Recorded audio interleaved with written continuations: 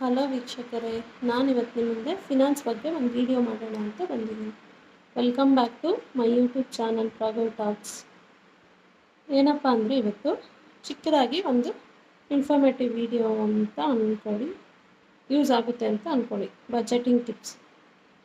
30,000 ಬರ್ತಿರುತ್ತೆ, ಅದರಲ್ಲಿ 10,000 ಹೇಗೆ ಸೇವ್ ಮಾಡ್ಬೋದು ಅನ್ನೋದ್ರ ಬಗ್ಗೆ ಈ ವಿಡಿಯೋ. ಮಧ್ಯಮ ವರ್ಗದ ಜನರಿಗೆ, ಈಗ ತಾನೇ ಕೆಲಸಕ್ಕೆ ಸೇರಿಕೊಂಡಿರೋರಿಗೆ, ಯಾರು ನಾವು ದುಡ್ಡು ಉಳಿಸ್ಬೇಕು ಅಂದ್ಕೊಂಡಿರೋರಿಗೆ ಆಗಿ ಕೆಲವೊಂದು ಬಜೆಟಿಂಗ್ ಟಿಪ್ಸ್ನ ಕೊಡೋಕ್ಕೆ ಬಂದಿದ್ದೀನಿ. ನಮಗೆ 30,000 ಬರ್ತಿರುತ್ತೆ, ಕೊನೆಗೆ ಖಾಲಿ ಕೈ ಇದೆಯಾ ನಿಮ್ಮಲ್ಲಿ, ಹೇಗೆ ಅದನ್ನು ಪ್ಲ್ಯಾನ್ ಮಾಡಿ ಉಳಿಸ್ಕೋಬೋದು ಅನ್ನೋದ್ರ ಬಗ್ಗೆ ಈ ವಿಡಿಯೋನ ಮಾಡ್ತಿದ್ದೀನಿ. ಅವ್ರಿಗೆ ಅಷ್ಟು ಬರುತ್ತೆ, ಇವ್ರಿಗೆ ಇಷ್ಟು ಬರುತ್ತೆ ಅಂತ ಯೋಚನೆ ಮಾಡೋದಲ್ಲ, ನಮಗೆ ಬರೋದ್ರಲ್ಲಿ ಹೇಗೆ ನಾವು ಉಳಿಸ್ಬೋದು ಅನ್ನೋದ್ರ ಬಗ್ಗೆ ಪ್ಲ್ಯಾನ್ ಮಾಡಬೇಕು. ಅದು ವೆರಿ ಇಂಪಾರ್ಟೆಂಟು ಪ್ಲ್ಯಾನಿಂಗು.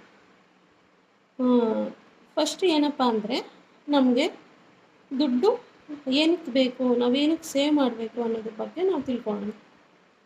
ನಮ್ಮ ಫ್ಯೂಚರಲ್ಲಿ ನಮಗೇನಾದರೂ ಎಮರ್ಜೆನ್ಸಿ ಬರುತ್ತೆ, ಆವಾಗ ದುಡ್ಡು ಬೇಕಾಗುತ್ತೆ. ಅದಕ್ಕೋಸ್ಕರ ನಾವು ದುಡ್ಡು ಉಳಿಸ್ಬೇಕು. ಮತ್ತು ನಮ್ಮ ಫ್ಯೂಚರ್ ನೀಡ್ಸ್ಗೆ, ನಾವು ಮನೆ ಕಟ್ಟಬೇಕಾಗಿ ಬರುತ್ತೆ, ಮತ್ತು ಮದುವೆಗೆ, ಮತ್ತು ನಮ್ಮ ಮಕ್ಕಳ ಎಜುಕೇಷನ್ಗೆ, ಅದಕ್ಕೆಲ್ಲನೂ ದುಡ್ಡು ಬೇಕು. ಮತ್ತು ನಮ್ಮ ಕಾಲ ಮೇಲೆ ನಾವು ನಿಂತ್ಕೊಳಕ್ಕೆ ಇಂಡಿಪೆಂಡೆಂಟಾಗಿ ದುಡ್ಡು ಬೇಕು. ಯಾರ ಹತ್ರನೂ ಸಾಲ ಕೇಳದೆ ನಮ್ಮಷ್ಟಕ್ಕೆ ನಾವು ಇಂಡಿಪೆಂಡೆಂಟಾಗಿ ಬೆಳೆಯೋದಕ್ಕೆ.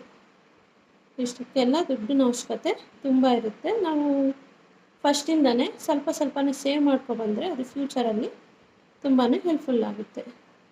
ನಾವು ಹೇಗೆ ಈ ಒಂದು ದುಡ್ಡನ್ನ ಉಳಿಸ್ಬೋದು ಅನ್ನೋದ್ರ ಬಗ್ಗೆ ಒಂದು ಟಿಪ್ಸ್.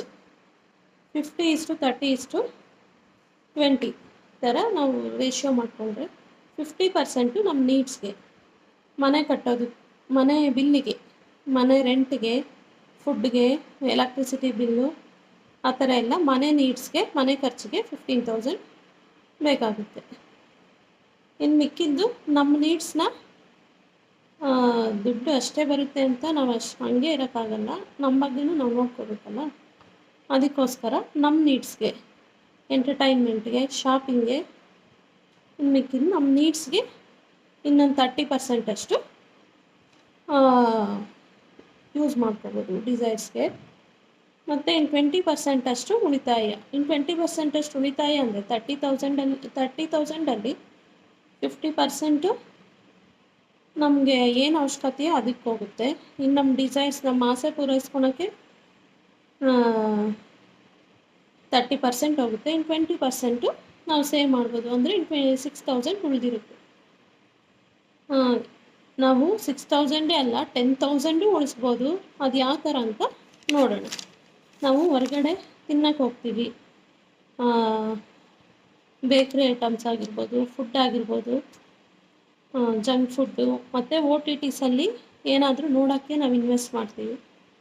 ಆ ಥರ ಪ್ಲ್ಯಾಟ್ಫಾರ್ಮಲ್ಲೆಲ್ಲ ಇನ್ವೆಸ್ಟ್ ಮಾಡೋದು ನಾವು ಕಡಿಮೆ ಮಾಡಬೇಕು.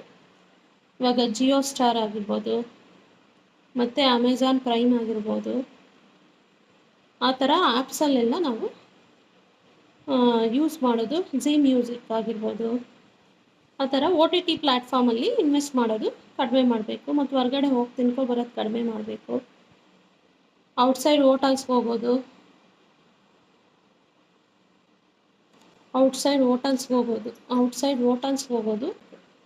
ಮತ್ತು ಮಂತ್ ಸ್ಟಾರ್ಟಿಂಗಲ್ಲೇ ನಾವೊಂದು ಸೇವಿಂಗ್ಸ್ ಅಕೌಂಟ್ ಅಂತ ಇಟ್ಕೊಂಡು ಅದಕ್ಕೆ ಟ್ರಾನ್ಸ್ಫರ್ ಮಾಡಿದ್ರೆ ಬೆಸ್ಟು. ಈ ಥರ ಎಲ್ಲ ಮಾಡಿದ್ರೆ ನಾವು 10,000 ಆರಾಮಾಗಿ ಉಳಿಸ್ಬೋದು. ಏನಪ್ಪ ಎಲ್ಪ್ಫುಲ್ ಟಿಪ್ ಅಂದರೆ, ಮನೆಯಲ್ಲೇ ಅಡುಗೆ ಮಾಡ್ಕೊಂಡು ತಿನ್ನೋದು. ಇವಾಗ ಹೊರಗಡೆ ಹೋದರೆ ಒಂದು ಪ್ಲೇಟ್ ಬಿರಿಯಾನಿ ಅಂದರೆ ಎಕ್ಸಾಂಪಲ್ಲು 180 ರೂಪೀಸ್ ಆಗುತ್ತೆ. ಅದೇ 180 ರೂಪೀಸ್ಗೆ ಚಿಕನ್ ತಂದು ಮನೆಯಲ್ಲೇ ಎಲ್ಲರೂ ತಿಂದರೆ ಮನೆ ಎಲ್ಲರಿಗೂ ಆಗುತ್ತೆ. ಹೊರಗಡೆ ಹೋದರೆ ಒಬ್ರಿಗಾಗುತ್ತೆ, ಮನೆ ಒಳಗಡೆ ಮಾಡಿದರೆ ಎಲ್ಲರಿಗೂ ತಿನ್ಬೋದು. ಎಕ್ಸಾಂಪಲ್ ಹೇಳ್ತಿರೋದು. ಅದೇ ಥರ ಇನ್ನು ಜಂಕ್ ಫುಡ್ಸ್ ಆಗಿರ್ಬೋದು, ಎಲ್ಲನೂ ಔಟ್ಸೈಡು ಕಾಸ್ಟ್ಲಿನೇ ಇರುತ್ತೆ. ಎಲ್ಲ ಹೊರಗಡೆ ಮಾಡ್ಕೊಂಡು ತಿನ್ನೋ ಬದಲು ಒಳಗಡೆ ಮಾಡಿಕೊಂಡು ಮನೆ ಅಡುಗೆ ಮಾಡ್ಕೊಂಡು ತಿಂದರೆ ಅದರಿಂದ ಸ್ವಲ್ಪ ದುಡ್ಡನ್ನ ಉಳಿಸ್ಬೋದು. ಅದೇ ರೀತಿ ನಮ್ಮ ಪ್ರೈವೇಟ್ ವೆಹಿಕಲ್ ಹೋಗೋ ಬದಲು ಪಬ್ಲಿಕ್ ವೆಹಿಕಲಲ್ಲಿ ಹೋದರೆ ಅದರಿಂದನೂ ದುಡ್ಡು ಉಳಿಸ್ಬೋದು.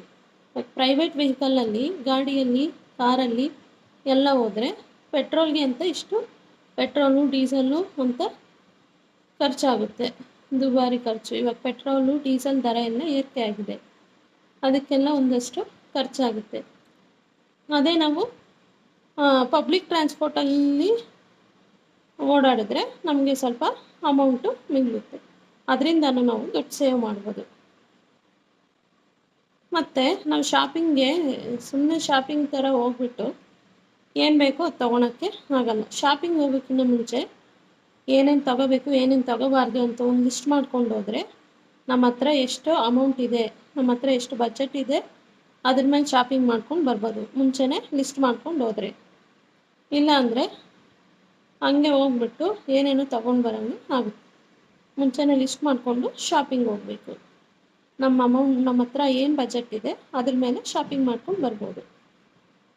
ಮತ್ತು ಬುದ್ಧಿ ಉಪಯೋಗಿಸ್ಕೊಂಡು ಆಫರ್ಸು, ಕ್ಯಾಶ್ ಬ್ಯಾಕ್ನೆಲ್ಲ ಯೂಸ್ ಮಾಡ್ಕೋಬೇಕು. ಇವಾಗ ಬೇಕಾದ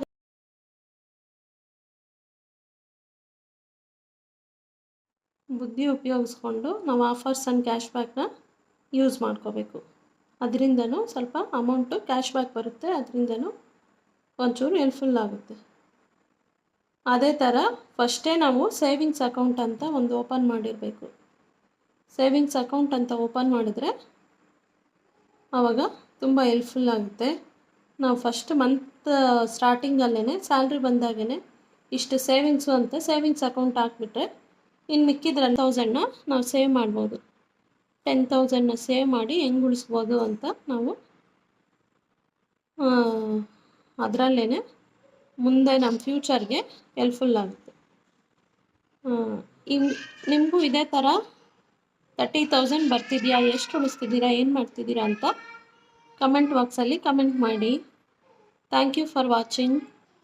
ಹೀಗೆ ಪ್ರಗೌ ಟಾಕ್ಸ್ನ ನೋಡ್ತಾ ಇರಿ, ಇನ್ಫಾರ್ಮೇಟಿವ್ ವೀಡಿಯೋಸ್ನ ಹಾಕ್ತಾಯಿರ್ತೀನಿ.